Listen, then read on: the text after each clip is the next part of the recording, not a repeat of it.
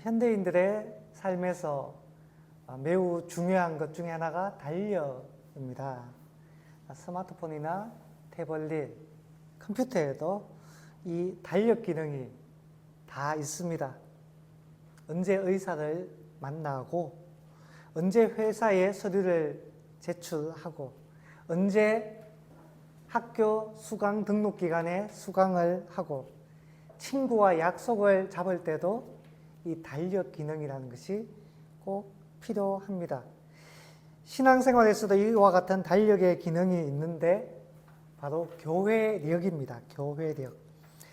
교회력은 우리 믿는 사람들이 신앙생활을 하는 데 있어서 필요한 예배 달력인데, 예수님의 탄생, 생애, 고난, 부활과 성천, 그리고 재림에 대해서 1년에 한 번 순환하며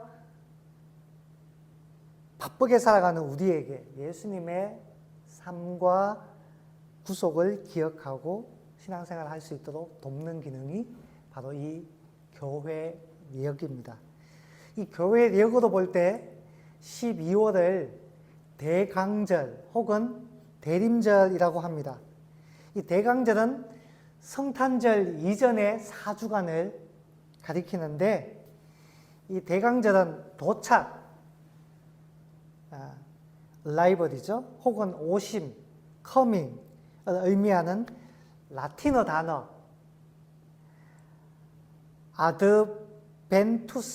아드벤투스라는 말에서 유래했습니다. 도착, 오심. 예수 그리스도의 오심을 준비하는 기간이라는 뜻입니다. 주님의 재림을 기대하는 우리에게도 동일하게 의미가 깊은 절기입니다. 사실은 성탄절이 지났기 때문에 이 대강절은 끝이 났지만, 한 해를 마무리하는 시점에서 이 대강절의 의미를 되살려 우리 주님의 다시 오심을 기대하는 말씀을 나누고자 합니다. 본문은 예수님의 부활과 성천을 다루는 내용의 말씀입니다. 예수님은 십자가에 달려 우리의 죄를 대속하신 후에 3일 만에 부활하셨고, 부활하신 후에도 제자들과 동행하셨죠. 40일 동안 부활하신 후 제자들과 동행하며 다시 한번 하나님의 말씀을 가르쳐 주셨습니다. 재교육을 하신 것입니다. 그리고 이제 성천하십니다. 성천하시는 이유 중에 하나가 바톤 터치입니다. 주님께서 하실 일은 한 단계는 마무리 지었다라는 겁니다. 물론 그 위에 하실 일이 있지만 바톤 터치입니다. 야구로 치면 예수님은 선발 투수로서의 사명을 이미 완수하셨어요. 그러고 난 다음에 남은 이닝을 넘겨주었습니다. 누구에게 넘겨줍니까? 불펜, 혹은 마무리 투수에게 그것을 넘겨주신 것입니다. 그 불펜 투수, 마무리 투수가 누구입니까? 성령님이십니다. 성령님. 삼위일체 하나님이시죠. 성령님께서 반드시 오셔서 하나님의 사역을 감당해야 합니다. 예수님은 성령님이 오실 것에 대해서 이미 말씀을 하셨어요. 여러분, 역사는 하나님이 주관하십니다. 하나님께서 손을 놓고 계시는 게 아니에요. 그렇다면 하나님께서 이 세상의 역사 가운데 함께 하셔야 되는데, 예수님은 우리와 같은 몸을 가지고 계시므로 엄격하게 말하면 시공간을 초월해서 동시에 계시지는 않습니다. 물론 성령을 통해서는 계신다고 말할 수 있지만, 예수님을 향해 임마누엘이라고 했습니다. 임마누엘. 하나님이 우리와 함께 계신다라는 뜻입니다. 함께 계시려면, 모든 믿는 자와 함께 계시려면 영으로 오신 분이 필요합니다. 누굽니까? 성령님이십니다. 성령님. 그래서 성령님께서 오셔서 모든 믿는 자와 함께 내주하십니다. 내주. 우리 안에 거하신다 라는 것이죠. 우리와 함께 하시는 하나님, 성령님도 동일하게 임마누엘 되십니다. 예수님은 성령님께 사역을 이양하고 원래의 자리로 성천하십니다. 하나님의 보좌 우편입니다. 지금 오늘 본문을 보면 예수님께서 이제 성천하시는 것을 제자들이 보고 있는 겁니다. 구름 위로 주님께서 올라가셨습니다. 그런데 예수님께서 성천하시는 그 모습을 뚫어지게 쳐다보고 있는 그 제자들을 누군가가 와서 꾸짖습니다. 본문에 보니까 누구라고 나와 있습니까? 흰 옷을 입은 두 사람이 나오죠. 누구일까요? 하나님의 사자, 천사를 말합니다. 다음과 같이 말합니다. 우리 11절 말씀을 같이 한번 읽어볼까요? 11절 시작. 이르되 갈릴리 사람들아 어찌하여 서서 하늘을 쳐다보느냐. 너희 가운데서 하늘로 올려지신 이 예수는 하늘로 가심을 본 그대로 오시리라 하였느니라. 아멘. 여기서 이 갈릴리 사람들아 라고 말합니다. 누구를 가리키는 겁니까? 예수님의 제자들을 가리키는 겁니다. 예수님의 제자들이 모두가 갈릴리 출신은 아니에요. 그러나 이 갈릴리 출신이 베드로, 요한, 야고보 다 갈릴리 출신이잖아요. 이들이 주축이 되었기 때문에 그렇게 말씀하시는 것으로 보입니다. 자, 하늘을 쳐다보느냐 라고 합니다. 하늘. 제자들은 주님이 성천하시는 그 장면을 뚫어지게 쳐다보았는데 왜 혼이 난 것일까요? 왜 꾸지람을 들은 것일까요? 왜 하늘만 쳐다보느냐? 여러분은 제자들이 주님 성천하신 장면을 바라보는 그 장면에서 제자들은 어떤 감정이었을까요? 제자들의 마음은 어떤 마음이었을까요? 저는 이런 마음이었을 것 같아요. 주님 가시면 이제 우리는 어떻게 하나? 우리는 어떻게 하면 좋으냐? 아마 안절부절하는 마음이었을 것 같습니다. 마치 부모를 잃은 어린아이의 마음 같지 않았을까요? 아빠, 엄마 없으면 우리는 이제 어떻게 하나? 위대한 지도자를 잃은 무리들의 마음일 것 같아요. 출애굽한 이스라엘 백성의 영도자가 있었죠. 모세. 모세가 죽고 나니까 이스라엘 백성들에게 이런 마음이 있었을 거예요. 우리 이제 어떻게 하나? 그래서 모세의 뒤를 이은 여호수아의 마음에 두려움이 가득 찼잖아요. 나 이제 어떻게 하면 좋을까? 이 백성들 이끌고 어떻게 가나안 땅을 정복할 수 있을까? 하나님께서 두려워하지 말라고 하시잖아요. 우리도 그런 마음일 거예요. 주님 없으면 이제 우리 어떻게 하나? 그런데 주님은 제자들에게 이전에도 말씀하셨고 또 동일합니다. 제자들을 고아와 같이 버려두지 않겠다라고 하십니다. 보혜사 성령님을 약속하셨습니다. 그런데 왜 걱정을 해야 합니까? 이제 곧 성령께서 오십니다. 이제 곧 성령을 기다리라. 성령은 우리에게 하나님의 말씀을 가르쳐주고 우리를 위해 기도하시고 우리의 삶을 보호하고 이끌어 가십니다. 그래서 제가 축도할 때 성부와 성자와 성령의 이름으로 하잖아요. 실제로 우리를 도우시는 분은 성령님이세요. 하나님께서는 우리에게 걱정하지 말라라고 하십니다. 두려워하지 말라라고 하십니다.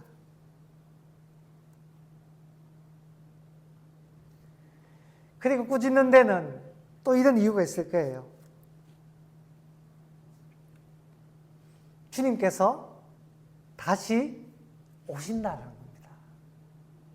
주님께서 다시 오시는데 왜 쳐다만 보고 있느냐? 주님 다시 오신다는 것은 재림을 말하는 것이죠. 이것이 얼마나 위로가 되는 말씀입니까? 그런데 주님께서 다시 오실 때 어떻게 오시나요? 11절에 보니까 뭐라고 말하고 있나요? 하늘로 가심을 본 그대로 오시리라. 그대로 오시리라. 여러분, 주님은 승천하시는 모습 그대로 다시 오십니다. 여러분, 이 말씀이 얼마나 위로가 되는지 몰라요. 여러분, 주님은 변해서 돌아오시지 않습니다. 하신 모습 그대로 오세요. 우리는 종종 이런 말을 하거나 들어봤을 겁니다. 사람이 변했어. 사람이 변했어. 좋은 의미가 아니로 나쁜 의미로 사람이 변했어. 선한 인상이 표독스럽게 변하는 경우가 있어요. 세월이 흐르면서. 특히 누구에게 많이 이런 일들이 일어납니까? 정치인들에게서. 정치 시작할 때는 그 사람 얼굴이 깨끗하고 선하고 반듯한 이미지였는데 정치 5년, 10년 하다 보니까 그 사람의 인상이 완전히 달라져 버린 그런 사람들이 많아요. 표독스럽게. 사람이 변한 것입니다.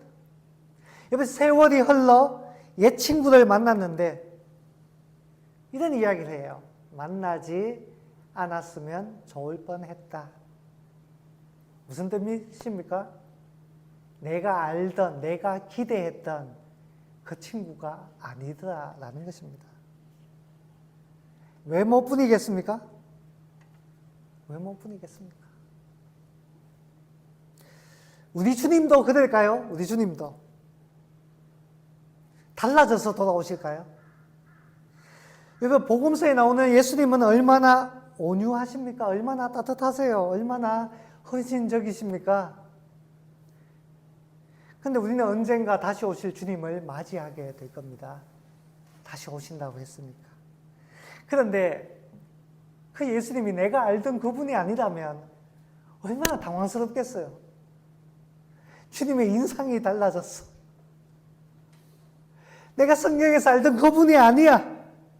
엄하고 두렵고 무서운 그런 분이라면. 이건 물론 꼭 기억하세요. 다시 오시는 주님은 심판주로 오십니다. 믿는 자는 구원하시고 세상은 심판하십니다. 요한계시록에 보면 위엄이 가득한 분으로 오세요. 권능이 가득한 분으로 영광스러운 모습으로 오십니다. 그러나 여러분 기억하세요. 주님의 성품은 조금도 변하지 않습니다. 조금도 변하지 않습니다. 하나님의 속성 중에 몇 가지 속성이 있는데 그 중에 하나가 불변성입니다. 불변성. 변하지 않는다라는 겁니다. 성품이 변하지 않고 권능과 능력이 변하지 않습니다. 통일하신 분이 있어요. 어제나 오늘이나 내일이나 동일하시는 분. 불변성이라는 겁니다. 여러분, 주님은 올라가신 모습 그대로 오십니다. 우리가 성경에서 알던 그대로 오십니다. 우리가 영적으로 교제하던 그분의 그 모습 그대로 오십니다. 우리는 몰라 보일 수 없어요. 당황하지 않습니다. 여러분, 저는 성경에 나오는 요한계시록에 나오는 도마의 이야기를 참 좋아합니다. 도마 아시죠? 의심이 많았던 사람 도마. 근데 도마가 예수님께서 부활하셨을 때 제자들 찾아오셨을 때 그 자리에 있지 않았어요. 그래서 제자들이 예수님이 부활하셨어 라고 기쁨으로 이야기하니까 도마가 나 못 믿는다 라고 얘기했습니다. 어떻게 그럴 수 있어? 못 믿어. 너희들이 잘못 본 걸 거야. 근데 그 도마를 위해서 주님께서 다시금 찾아오시죠. 부활하신 모습으로. 그런데 예수님께서 말씀하십니다. 의심하는 도마에게 네가 못 믿는다고 했는데 내 손의 못자국과 옆구리의 창자국에 네 손가락을 넣어보고 믿는 자가 되라 라고 이야기하십니다. 그런데 도마가 그렇게 합니까? 그렇게 하지 않아요. 예수님을 보자마자 도마는 알아봤습니다. 눈앞에 있는 이분이 바로 3년 동안 함께 했던 바로 그 예수님. 십자가에 달리기 직전에 겟세마네 동산에서도 우리에게 말씀을 나누시고 위로해 주시고 우리를 위해서 기도해 주셨던 바로 그 예수님.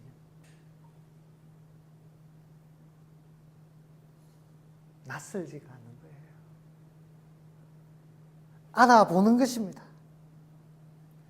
동일합니다. 부활하신 주님, 영광 가운데 오실 때 우리는 낯설지 않을 거예요. 성경에서 알던 바로 그 분입니다. 우리가 말씀을 나누고 기도하며 하나님과 동행할 때 알던 바로 그 분입니다.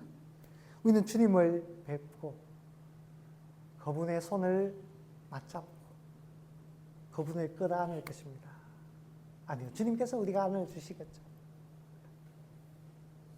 올라가신 모습 그대로 오시리라. 그렇다면 주님 다시 오시는데 우리는 어떻게 해야 할까요? 우리는 어떻게 해야 할까요? 첫째는 주님을 고대하고 기다리는 것입니다. 고대하고. 주님 다시 오신다. 왜 뚫어지게 쳐다보느냐? 너희들이 해야 할 것이 무엇인지를 기억해라. 이것이 바로 주님께서 우리에게 하시는 말씀 아닐까요? 첫째는 주님을 고대하고 기다리는 것인데 이걸 너무너무 잘했던 분이 계세요. 주님 기다리는 거. 혹시 손양원 목사님이라고 들어보셨습니까? 사랑의 원자탄이라고 불리던 분이죠. 그분이 50세가 못 되어서 돌아가셨어요. 순교하셨습니다. 그분이 일제의 신사참배를 반대해서 옥고를 치르신 분이에요. 그리고 나병 환자들, 세상 사람들이 다 멸시하고 무시했던 나병 환자를 위해서 평생을 헌신하셨던 분입니다. 그리고 자기 아들을 죽인 사람을 용서하고 양아들로 받아들여서 사랑으로 키워냈던 사랑의 원자탄이라고 불리던 분인데 그분이 섰는 찬송이 한 곡 있습니다. 이런 내용입니다. 주님 고대가 라는 노래예요. 낮에나 밤에나 눈물 머금고 내 주님 오시기만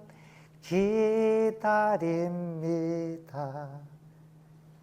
가실 때 다시 오마 하신 예수님 오 주여 언제나 오시렵니까? 가사를 계속 한번 읽어볼게요. 고적하고 쓸쓸한 빈 들판에서 희미한 등불만 밝혀 놓고 내 주님 오시기만 고대하오니 오 주여 언제나 오시렵니까? 먼 하늘 이상한 구름만 떠도 행여나 내 주님 오시는가 해 머리 들고 멀리 멀리 바라보는 맘 오 주여 언제나 오시렵니까? 신부되는 교회가 흰 옷을 입고 기름 준비 다 해놓고 기다리오니 도적같이 오심하고 하신 예수님 오 주여 언제나 오시렵니까? 내 주님 자비하신 손을 붙잡고 면류관 벗어들고 찬송 부르며 내 주님 계신 곳에 가고 싶어요. 오 주여 언제나 오시렵니까? 천년을 하루같이 기다린 내 주님 내 영혼 당하는 것 볼 수 없어서 이 시간도 애태우고 계신 내 주님. 오 주여 이 시간에 오시옵소서.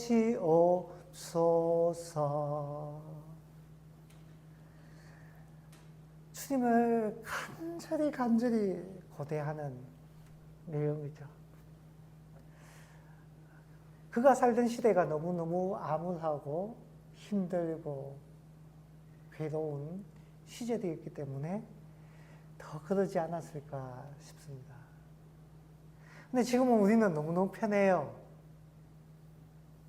없는 게 없어요. 다 있어요. 너무너무 살기가 좋아요. 물론 나름대로의 힘듦은 있겠지만.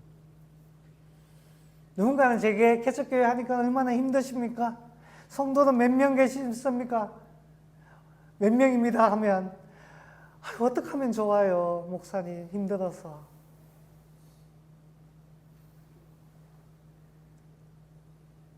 그렇지만 제가 심적으로는 힘들 때가 있지만 사실 너무너무 힘들진 않거든요. 개척교회 하면서 너무너무 힘듭니다라고 이야기해야 되는데 솔직히 말해서 제게 행복함이라는 게 있습니다.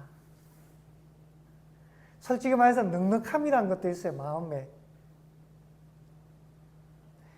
너무 막 궁핍하게 살진 않아요.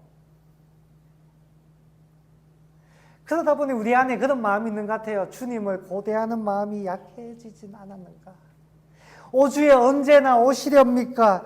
이 시간에 오시옵소서라는 고대하는 마음이 부족한 건 아닐까라는 생각합니다. 그러나 주님을 재림을 기다린다면 우리에게 이런 고대하는 마음이 있어야 합니다. 있어야 돼요. 그런데 여러분 기억하십시오. 주님을 고대하는 사람, 두 종류의 사람이 있습니다. 하나는 망부석처럼 고대하는 사람입니다. 망부석 아시죠? 배 타고 떠나간 남편이 돌아오지 않자 이 남편이 언제 돌아오나 라면 아내가 날마다 바닷가에 나가서 남편을 기다리다가 그대로 돌이 되어버렸다는 이야기가 바로 이 망부석 이야기입니다. 언제 오나 마냥 기다리기만 하는 것. 망부석 신앙입니다. 그런데 또 하나가 있어요. 또 한 종류의 사람은 준비하며 기다리는 사람입니다. 준비하며 기다리는 사람.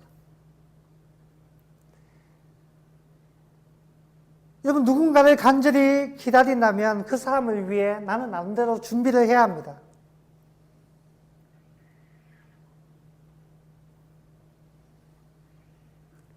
저는 무빙이라는 드라마에 나오는 그 대화를 정말 너무너무 하고 싶어요. 누구?